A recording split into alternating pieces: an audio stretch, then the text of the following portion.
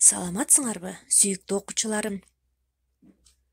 Азыр адабий окуу сабагы. Сабагыбыздын темасы коңур күз. Сабактын максаты: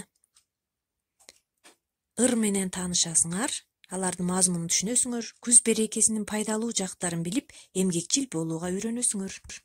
Коңур күз.